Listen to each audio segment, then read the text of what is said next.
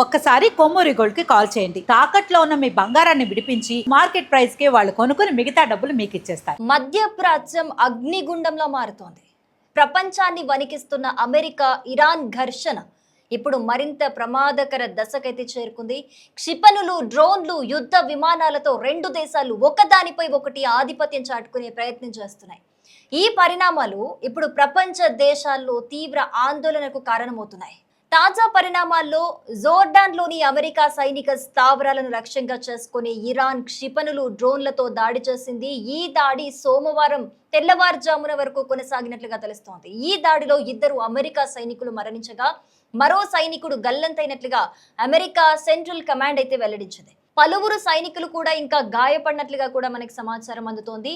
ఈ ఘటన అమెరికా సైనిక వ్యవస్థను ఒక్కసారిగా అప్రమత్తం చేసిందనే చెప్పాలి. జోర్డాన్లో జరిగిన దాడితోనే ఈ ఉద్రిక్తత ఆగిపోలేదు. కువైట్, బహ్రెయిన్లోని అమెరికా సైనిక లక్ష్యాలపైన ఇరాన్ దాడులు జరిపినట్లు ఇస్లామిక్ రివల్యూషనరీ గార్డ్ కార్ప్స్ అంటే IRGC అయితే ప్రకటించింది. దీంతో గల్ఫ్ ప్రాంతం అంతా కూడా ఒక్కసారి హై అలర్ట్ లోకి వెళ్ళిపోయింది. పలు ప్రాంతాల్లో క్షిపణుల హెచ్చరిక సైరన్లు కూడా మోగాయి. ప్రజలు భయంతో సురక్షిత ప్రాంతాలకు పరుగులు తీశారు. అత్యవసర భద్రతా చర్యలు అమల్లోకి వచ్చినట్లుగా మనకు తెలుస్తోంది. సో ఈ దాడులతో అమెరికా కూడా వెంటనే స్పందించింది. వరుసగా 9వ రోజు కూడా ఇరాన్లోని సైనిక స్థావరాలు, క్షిపణి ప్రయోగ కేంద్రాలు, వ్యూహాత్మక లక్ష్యాలపై వైమానిక దాడులను కొనసాగించింది. అదే సమయంలో ప్రపంచంలోనే అత్యాధునిక యుద్ధ విమానాలుగా పేరుగాంచిన F-35, F-16 ఫైటర్ జెట్లను మధ్యప్రాచ్యానికి మోహరించింది. అమెరికా నౌకాదళం, వైమానిక దళం, భూసేనలన్నీ పూర్తిగా అప్రమత్త స్థితిలోకి వెళ్లాయి.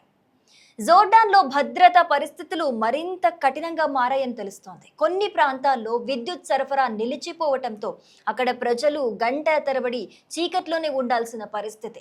భద్రతా కారణాలతో కీలక ప్రాంతాల్లో రాకపోకలపై ఆంక్షలనైతే విధించారు. విమానాశ్రయాలు, పోర్టులు, సైనిక స్థావరాల వద్ద భారీ భద్రతా ఏర్పాట్లు చేశారు. ఎలాంటి అత్యవసర పరిస్థితినైనా ఎదుర్కొనేందుకు అధికారులు సిద్ధంగా ఉన్నట్లుగా మనకి తెలుస్తోంది.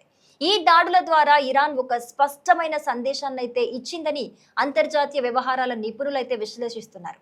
అమెరికా తమపై దాడులు కొనసాగిస్తే గనక మధ్యప్రాచ్యంలో ఉన్న అమెరికా స్థావరాలు, మిత్ర దేశాల్లోని సైనిక లక్ష్యాలన్నీ తమ టార్గెట్ అవుతాయని ఇరాన్ హెచ్చరికలు జారీ చేస్తోంది. ఇక మరోవైపు అమెరికా కూడా ఎలాంటి దాడికైనా అంతే తీవ్రంగా ప్రతిస్పందిస్తామనేది స్పష్టం చేస్తోంది. దీంతో రెండు దేశాల మధ్య ఉద్రిక్తత పరిస్థితులు రోజు రోజుకు మరింత పెరిగిపోతున్నట్లుగా తెలుస్తోంది. ఈ యుద్ధ ప్రభావం కేవలం మధ్యప్రాచ్యానికే పరిమితమైతే కాలేదు. ప్రపంచ ఆర్థిక వ్యవస్థ పైన దీని ప్రభావం కనిపించడం అయితే ప్రారంభమైపోయింది.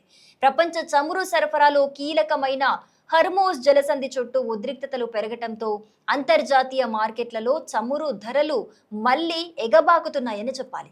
యుద్ధం మరింతగా విస్తరించినట్లయితే గనక ఇంధన ధరలు భారీగా పెరిగే ప్రమాదం ఉందని కూడా ఆర్థిక నిపుణులు ఆల్రెడీ హెచ్చరికలు జారీ చేస్తున్న పరిస్థితి.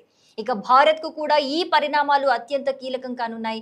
ఎందుకంటే గల్ఫ్ దేశాల్లో లక్షలాది మంది భారతీయులు నివసిస్తూ ఉన్నారు. అంతేకాదు భారత్ కు అవసరమైన ముడి చమురులో గణనీయమైన భాగం ఈ ప్రాంతం నుంచే దిగుమతవుతుంది. అందువల్ల పరిస్థితి మరింత దిగజారితే గనక భారత ఆర్థిక వ్యవస్థ పైన కూడా ప్రత్యక్ష ప్రభావం పడే అవకాశం అయితే మనకి స్పష్టంగా కనిపిస్తోంది.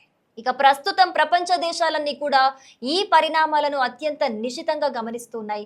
ఐక్యరాజ్య సమితి సహా పలు దేశాలు ఇరుపక్షాలు సంయమనం పాటించాలని కోరుతున్నప్పటికీ కూడా క్షేత్రస్థాయిలో మాత్రం పరిస్థితి మరింత ఉద్రిక్తంగా మారుతోంది. ప్రతి గంటకు కొత్త పరిణామాలు చోటు చేసుకుంటూ ఉన్నాయి. ఇప్పుడు అందరి దృష్టి ఒక్క ప్రశ్నపైనే ఉంది. అదేంటంటే అమెరికా ఈ దాడులకు ఎంత తీవ్రంగా ప్రతిస్పందిస్తుంది అని. ఇరాన్ మరోసారి క్షిపణుల వర్షం కురిపిస్తుందా? అసలు ఈ ఘర్షణ ఇక్కడితో ఆగిపోతుందా, లేక మధ్యప్రాచ్యాన్ని పూర్తి యుద్ధంలోకి నెట్టేస్తుందా అనేదైతే వేచి చూడాల్సిందే. సో రాబోయే గంటలు, రోజులు కేవలం అమెరికా ఇరాన్ సంబంధాలపైనే కాదు, ప్రపంచ రాజకీయాలు, ప్రపంచ ఆర్థిక వ్యవస్థ, చమురు మార్కెట్, కోట్లాది మంది ప్రజల జీవితాలను కూడా ప్రభావితం చేసే అవకాశం కనిపిస్తోంది. అందుకే ఇప్పుడు ప్రపంచం మొత్తం కూడా మధ్యప్రాచ్యం వైపే ఉత్కంఠంగా చూస్తోంది. ఎందుకంటే రాను రాను ఈ తీవ్రత ఇంకెంత తీవ్ర స్థాయికి దారితీస్తుంది అని చెప్పేసి